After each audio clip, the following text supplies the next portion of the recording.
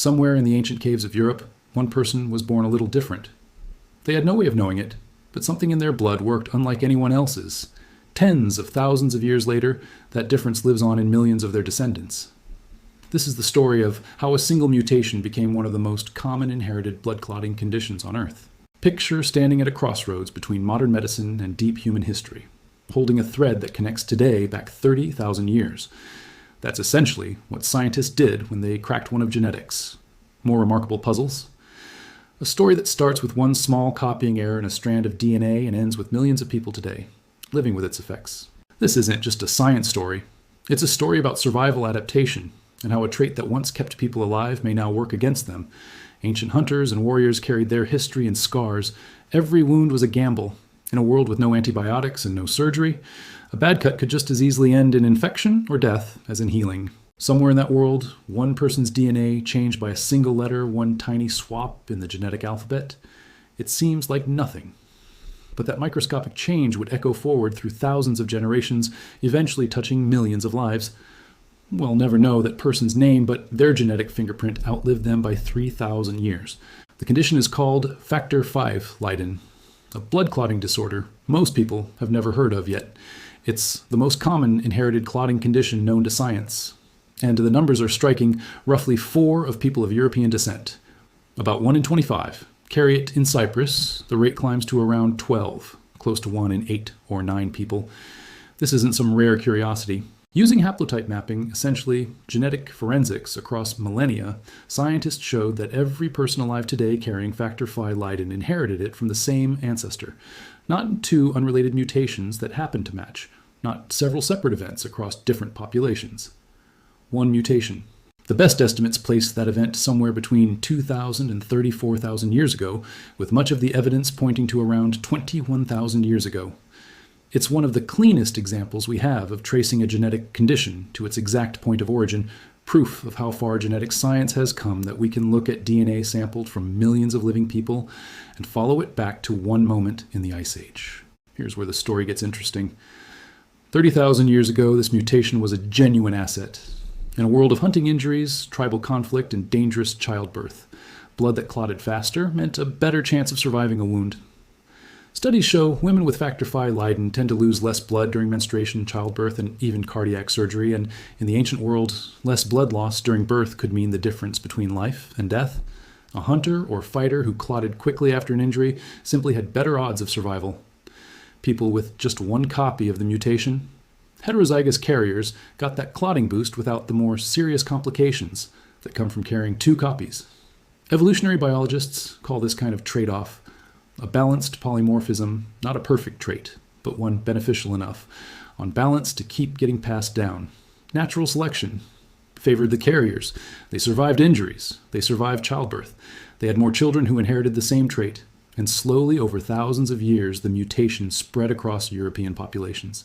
But here's the twist. The conditions that made this mutation useful no longer exist. We have surgeons, antibiotics, and modern obstetrics. The evolutionary pressure that once favored fast clotting has essentially vanished, leaving a trait that used to save lives now sitting closer to a liability. Factor V Leidens. Geography tells its own story about human migration. It's found almost exclusively in people of European ancestry, with heterozygous carrier rates of roughly 38, across European populations higher in some regions. It's essentially absent in African populations, extremely rare in East Asian populations, and seldom seen among Native American or Polynesian groups. That lopsided distribution was actually one of the first big clues pointing to a single origin. If the mutation had appeared independently multiple times in different populations, you'd expect to see it scattered globally. Instead, it's concentrated almost entirely in people with European roots, strong evidence. It arose once in one place in one person, and then spread as European populations grew and moved. Cyprus stands out with its unusually high 12 carrier rate. Researchers suspect a founder effect is partly responsible when a small group settles a new area. Whatever genetic traits they happen to carry can become disproportionately common in their descendants. And Cyprus' isolation as an island may have amplified that effect over time. The proof of a single founder came from looking at genetic markers surrounding the mutation itself, particularly near exon 13 of the F5 gene. No matter where in the world someone carrying Factor V Leiden lived, they carried the same surrounding genetic signature, the same haplotype mas. Either mutation had arisen independently in different places, you'd expect different surrounding signatures. Instead, it carried its genetic neighborhood with it, everywhere it went. Unmistakable evidence of one shared origin.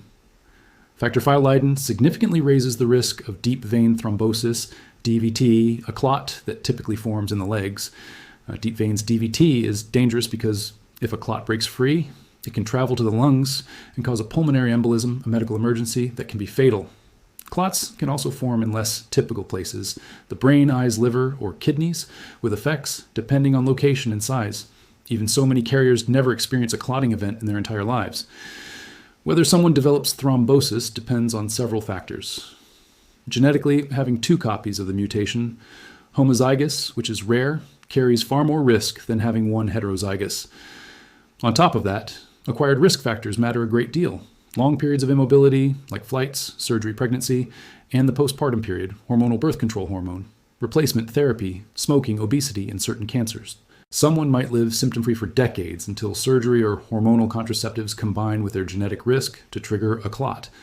Women face particular considerations.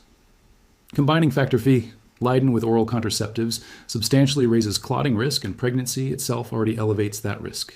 And affect the mutation compounds, it's also linked to a 2 to 3-fold higher relative risk of pregnancy loss, meaning affected women miscarry more often than those without the mutation. That creates real complexity around contraceptive choices and family planning. Diagnosis, TAVDE, relies on activated protein, C resistance testing, or more definitively, direct genetic testing of the F5 gene, which can distinguish heterozygous from homozygous carriers. Management typically centers on individualized risk assessment and, when warranted, anticoagulant therapy. There's another layer to this story tied to our even more ancient ancestry. Modern humans didn't just breed with other modern humans. We also interbred with Neanderthals, who vanished from the fossil record around 38,000 years ago, but left behind a genetic trace. People of European and Asian descent carry roughly 14 Neanderthal DNA, and some of those inherited genes are linked to a heightened clotting tendency. That's led some researchers to wonder whether Factor V Leiden's roots might reach back even further into that Neanderthal legacy. Though a direct link remains speculative, what we do know is that Neanderthal skeletons show plenty of healed injuries, suggesting efficient clotting would have been just as valuable to them as to early modern humans. It's plausible that clotting-related genes were favored in Neanderthal populations first, then passed to modern humans through interbreeding, later reinforced by similar selective pressures, once modern humans settled into similar European environments. The distribution pattern across Europe generally higher in the west, tapering off toward the east lines up with population movements from the Neolithic period. Researchers believe the mutation likely originated somewhere around modern-day Turkey or Anatolia, then spread westward into Europe and eastward toward the Near East as agricultural populations migrated, with local frequency shaped afterward by drift bottlenecks and selection. Its near-total absence outside these migration routes reinforces the single origin story. It's essentially unseen in African populations, rare in East Asia, and uncommon among Native Americans. With a curious exception, some Aboriginal Australian and Papuan individuals carry a related variant that may trace to Neanderthal introgression, hinting at deep, tangled connections across ancient Eurasian populations. This is exactly the pattern you'd expect if the mutation arose once in ancient Europe and then rode along with European migration and colonization. In more recent history, Factor V Leiden belongs to a broader family of inherited clotting disorders. Prothrombin G22-MOXON-A is another common European mutation, believed to trace back to a single founder as well. Rarer conditions, deficiencies in protein, C protein S or antithrombin also raise clotting risk, and carrying more than one of these mutations compounds. The danger considerably. Someone with both Factor V Leiden and the prothrombin mutation faces meaningfully higher risk than someone with just one. Modern management is individualized. Someone who carries the mutation but has never had a clot might just receive counseling on risk factors and lifestyle without needing anticoagulants. Someone who's already had a clotting event usually needs longer-term anticoagulation with warfarin or newer oral anticoagulants, and how long depends on whether the clot had an obvious trigger like a long flight, or happened spontaneously, which points toward longer or even lifelong treatment. Pregnancy adds another layer of complexity.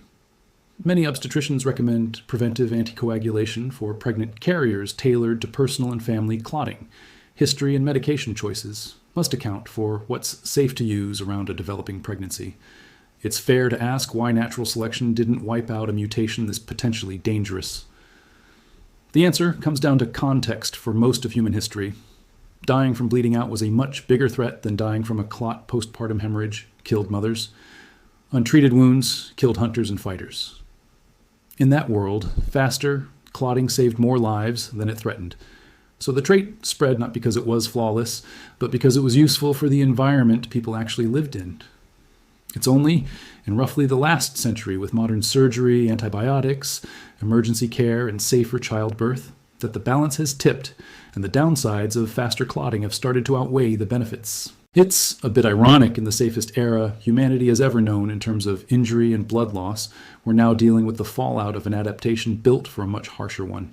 It's a pattern that shows up again and again in genetics. Traits shaped for one environment can become liabilities once that environment disappears. Scientists are still digging into Factor V Leiden, exploring possible sex differences in clotting risk, how different populations metabolize anticoagulant medications, and whether future genetic tools might eventually let doctors modify the mutations' effects directly. Broader screening technology could one day make it possible to identify carriers proactively and build truly personalized prevention strategies, and some researchers are even exploring whether certain high-risk carriers might benefit from preventive anticoagulation before any clot ever occurs. There's also a human side to this: learning. You carry Factor V. Leiden can bring anxiety even without symptoms or relief from finally having an explanation for something previously unexplained. Genetic counselors play a key role here, helping people separate carrying a risk factor from having a disease and make informed choices about their health. Even so, most guidelines don't recommend screening everyone of European descent, since most carriers never develop complications. Instead, testing is generally targeted: people with a personal or family history of clots, women considering hormonal birth control pregnant, women with added risk factors, and patients preparing for major surgery. The mutation itself was first identified in 1994 by researchers at Leiden University in the Netherlands, which is where it gets its name. Before that discovery, plenty of unexplained blood clots had no clear genetic explanation. Identifying factor. Leiden was a major breakthrough, giving doctors a genetic cause for a large share of inherited clotting disorders and showcasing just how much modern molecular genetics could reveal about the mechanics of a life. Today, who carries Factor V Leiden carries a fragment of someone who lived through the Ice Age in Europe. Every blood test, every clotting risk conversation, every medical decision shaped by this mutation is, in a strange way, a conversation with an ancestor none of us will ever know. If you have European ancestry, there's a real chance you carry this mutation without ever knowing it. It's been quietly passing from generation to generation for 3,000 years, a reminder that our bodies are, in a sense, historical records. The story of who we are isn't only written in books and archaeological digs. Some of it is written directly into our DNA, carried forward silently from a single person in Ice Age Europe to millions of us today.